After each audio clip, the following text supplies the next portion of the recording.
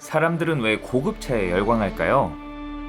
탑승객을 만족시키는 넉넉한 공간과 안락한 승차감, 풍부한 편의 장비, 멋들어진 디자인 등 다양한 이유가 있겠지만 무엇보다 이 차를 소유했을 때 느껴지는 자부심, 주변의 시선도 분명 중요하게 작용할 겁니다. 세련되지 못한 방식이긴 합니다만 어떤 사람의 경제적 능력을 유추할 때 자동차만큼 간단한 게 없죠. 비싼 옷, 비싼 시계, 비싼 가방은 볼 줄 알아야 알 수 있는 아이템이지만 비싸고 좋은 차는 동네 꼬맹이가 봐도 알 정도로 남달라 보이긴 하니까요.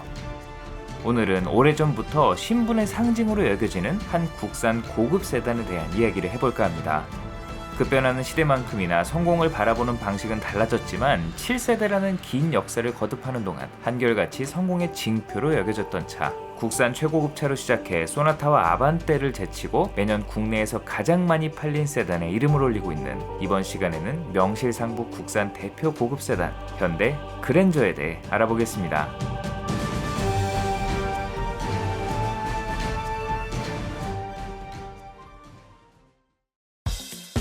1980년대는 유가, 환율, 금리가 낮게 유지되는 3조 호황을 통해 우리나라가 급격한 경제 발전을 이룩하던 시기였습니다. 지금은 저 세 가지가 모두 높네. 낮은 금리로 돈을 빌려 사업과 투자를 하기에 용이했고 저렴한 가격의 원재료를 수입해 제품을 만든 뒤 비싼 값에 수출하는 제조업, 건설 및 부동산 시장도 활발했죠. 그야말로 폭풍 성장이었습니다.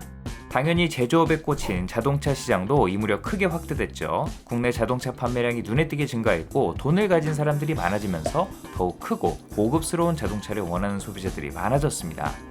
경쟁사인 대우는 앞서 독일 오펠에서 들여온 중형 세단 로얄 시리즈를 연달아 히트시키며 막대한 돈을 벌어들이고 있었고 현대 역시 라이센스 생산 중이던 포드 그라나다를 투입하고 있었지만 사실상 수입차에 가까운 데다 수명까지 다해가고 있었기 때문에 이를 대체할 새로운 고급차의 필요성을 절실하게 느끼게 됩니다. 단연간의 조립 생산 노하우를 바탕으로 그라나다의 차체를 활용한 새로운 고급 세단 개발을 추진하게 되지만 탄탄한 라인업을 구축한 로얄을 찍어 누를 만한 경쟁력을 장담할 수 없었고 결국 개발이 무산되면서 이 노다지를 그저 바라만 보고 있어야 했습니다.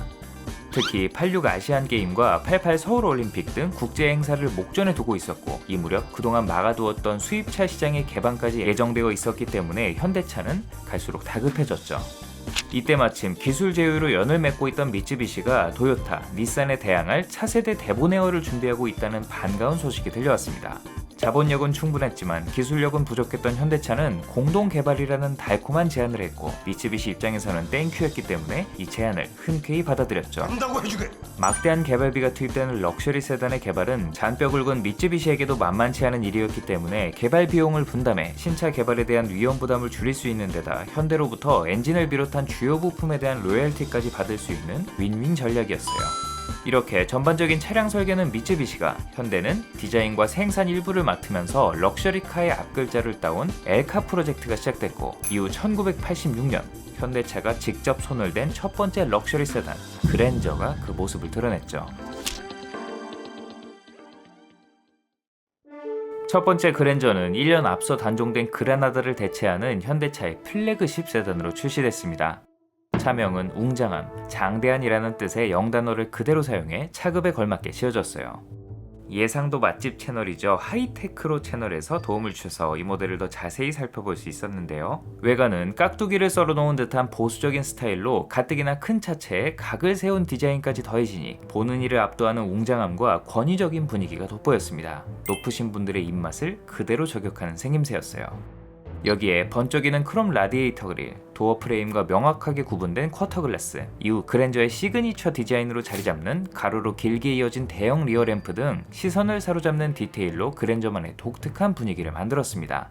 휠하우스가 뒷바퀴 일부를 덮는 이 디자인도 참 클래식하죠.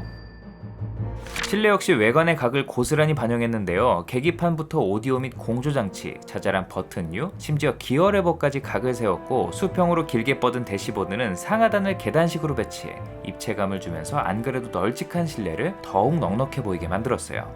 고급차에 기대하는 화려한 장식이나 기교 없이 의외로 수수한 느낌이었지만 심플한 디자인을 추구하는 지금 기준으로 보면 오히려 군더더기 없이 깔끔해 보이네요. 미래에서 온 듯한 원스포크 스티어링 휠은 오디오를 조작할 수 있는 버튼까지 품었고 너머에 자리한 계기판 한 구석에는 공조장치 작동 현황을 띄워 편의성도 높였습니다. 신형 그랜저가 계기판 디자인으로 말이 많은데 이왕 LCD 화면으로 띄울 거면 아예 이 구성을 그대로 옮겼어도 멋졌을 것 같아요. 앤틱 소파를 그대로 얹은 듯 두툼한 볼륨감의 시트는 직물 소재를 즐겨 사용하는 일본의 본을 둔 모델답게 부드러운 벨벳으로 마감했고 적재적소에 사용된 우드 그레인으로 최고급 세단에 기대하는 고급감도 충실하게 챙겼습니다. 도어 트림까지 꼼꼼하게 고급 소재로 마감한 건 요즘 그랜저와 비교해도 밀리지 않네요. 앞좌석을 뒤로 눕혀 평평한 공간을 만들 수 있는 풀플랫 시트를 적용한 것도 차급을 생각하면 독특한 부분이었죠.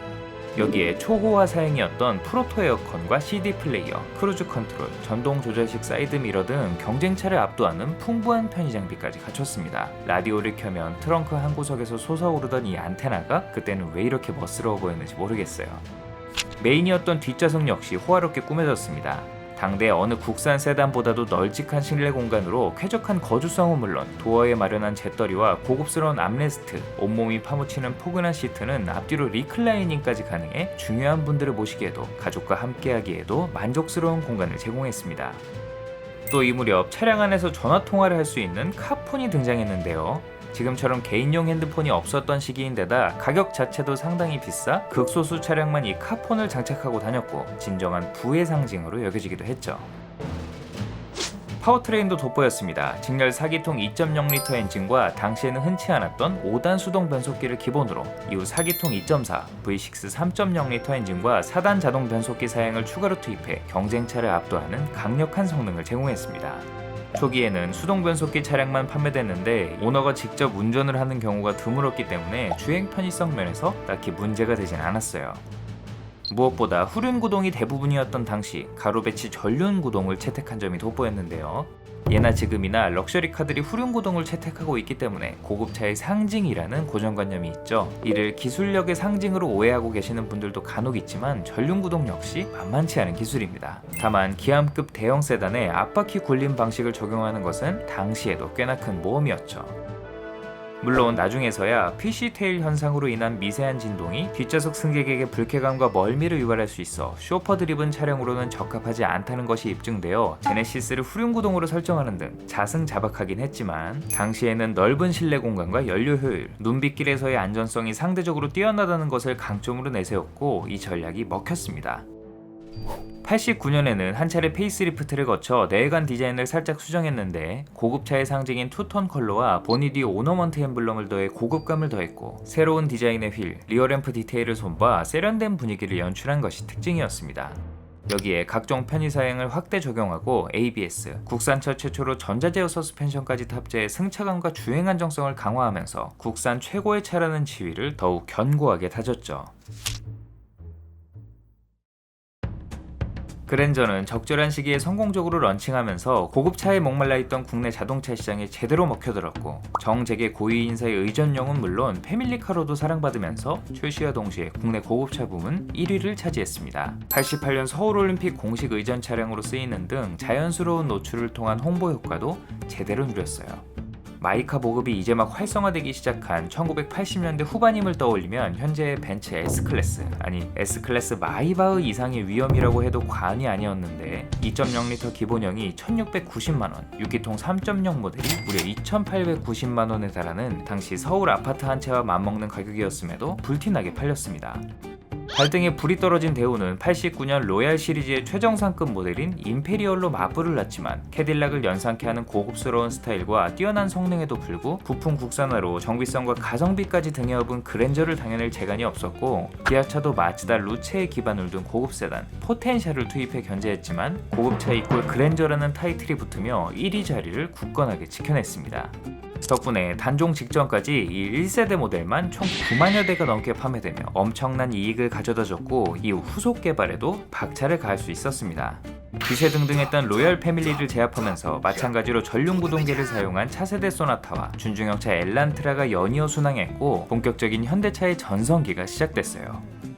한편 데보네어의 이름표를 단 일본에서의 사정은 녹록지 못했습니다. 초기에는 전륜구동의 이점을 살린 설계로 주목받는 듯 했으나 현재 그랜저를 능가하는 터줏대감 토요타 크라운과 닛산 세드릭 등 쟁쟁한 경쟁차에 밀려 씁쓸한 판매량을 이어갔습니다. 특이하게도 지금은 벤츠의 자회사가 된 AMG에서 튜닝한 고성능 라인업이 있었고 차체 가운데를 길게 늘린 스트레치드 리무진도 소량 생산되었다고 하네요. 여담으로 이 모델로 만든 경찰차도 존재했는데요. VIP 의전 등에 쓰이는 특수 경찰차로 추측되지만 정부에서 배포한 교통질서 캠페인 영상에 깨알같이 출연했고 실제로 경부고속도로에서 활약하는 이 차량을 봤다는 목격담이 남아있는 것으로 보아 실제 단속 업무에도 투입된 것으로 보이네요. 또 얼마 전 그랜저 EV 헤리티지라는 전기 컨셉트카를 선보이기도 했는데 여전히 존재감 넘치는 외관과 첨단 사양을 더해 모던하게 꾸민 인테리어로 남녀노소를 가리지 않고 좋은 반응을 얻었습니다.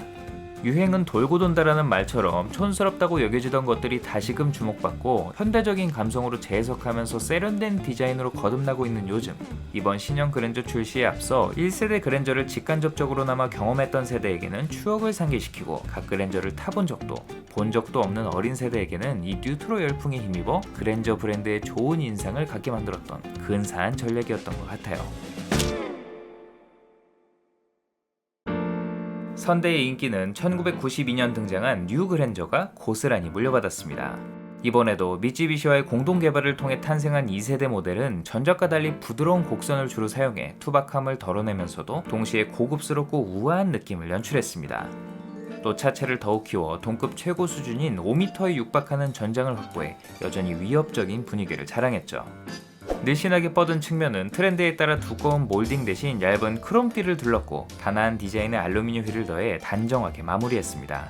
후면부는 직전 모델과 유사한 구성의 일자형 리어램프로 한눈에 봐도 그랜저의 신형 모델임을 알 수 있게 했고 후면 정중앙에 그랜저 레터링을 넣는 전통도 이 모델부터 시작됐죠. 어렸을 때 기아의 대형 버스 그랜버드의 뒷모습이 이 차랑 너무 닮아서 처음에는 같은 회사에서 만든 차인 줄 알았어요. 공교롭게 이름도 비슷하고요. 늘어난 차체로 넉넉해진 실내는 달라진 외모에 발맞춰 완벽하게 달라졌습니다. 운전기사를 위한 공간임을 나타내듯 투박한 생김새였던 이전 모델에 비해 부드러운 가죽과 강렬한 장미목 우드그레인으로 호화롭게 꾸며졌어요. 아날로그 시계와 앞좌석 열선 및 전동 시트 등 새로운 고급 사양이 더해졌고 프로토 에어컨은 별도의 정보창을 갖춰 고급스럽게 마무리했어요. 조수석 및 측면 에어백을 갖춰 승객 안전도 여느 수입차 못지않게 갖췄죠. 또 발로 밟는 족동식 주차 브레이크가 고급 트림의 옵션으로 제공됐는데 당시 대부분의 운전자에게 생소한 방식이었고 사이드를 채운 채 출발하는 경우도 막막 있었죠. 뒷좌석은 전동 리클라이닝과 별도 냉난방이 가능한 공조장치, 냉장고, 열선 시트까지 갖췄고 나중에는 4인치 AV 시스템과 뒷좌석 TV 등이 추가되면서 플래그십 세단에 걸맞는 최고 수준의 편의성을 자랑했습니다. 조수석 등받이를 개방해 상석에 앉은 승객이 발을 쭉 펼 수 있게 한 것도 당시 플래그십 세단에서 종종 볼 수 있는 디테일이죠. 널찍한 트렁크는 중요한 분들의 소중한 짐을 채워넣기에 충분했습니다.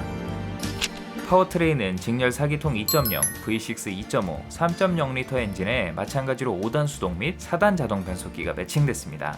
여전히 배기량별로 다양한 파워트레인을 선택할 수 있게 하면서 위계를 중시하는 우리나라 조직 문화와도 잘 맞도록 구성했죠.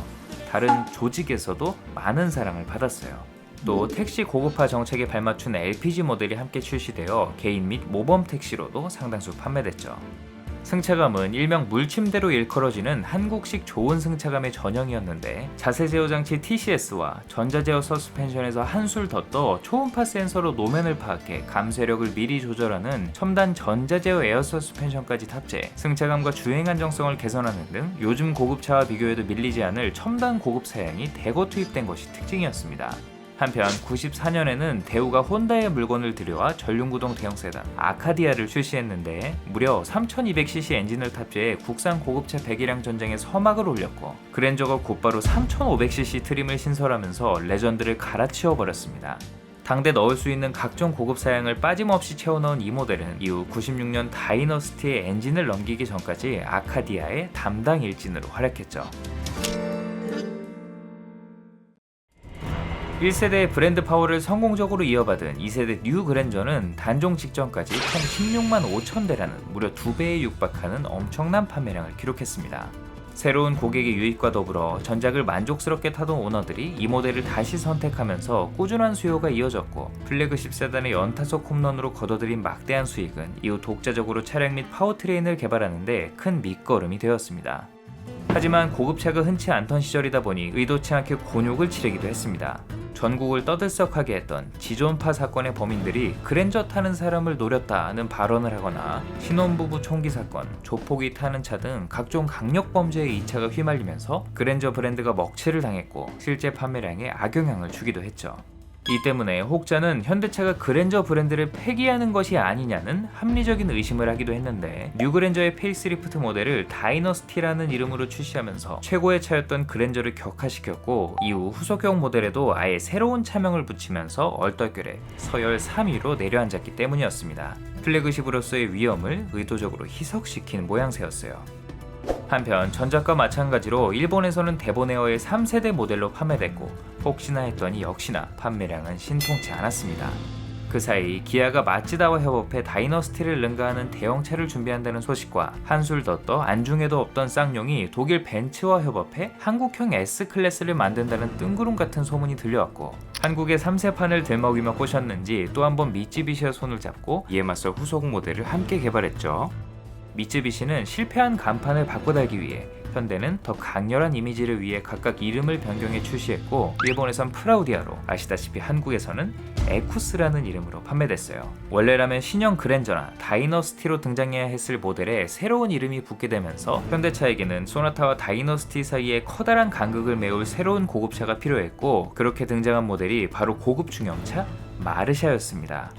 다만 이 마르샤는 소나타를 고급스럽게 포장한 모델이라는 평가를 받아 이렇다 할 인기를 끌진 못했죠. 하지만 중형과 대형 사이 이 차급만큼은 포기할 수 없었던 현대는 심기일전에 마르샤의 후속으로 투입할 새 모델을 준비했고, 실패한 마르샤의 이름을 또 한 번 이어가느니 얼떨결에 낙동강 오리알 신세가 된 그랜저 브랜드를 사용하기로 결정. 이 프로젝트 XG에 붙이게 되면서 그랜저는 새 국면을 맞이하게 됐습니다.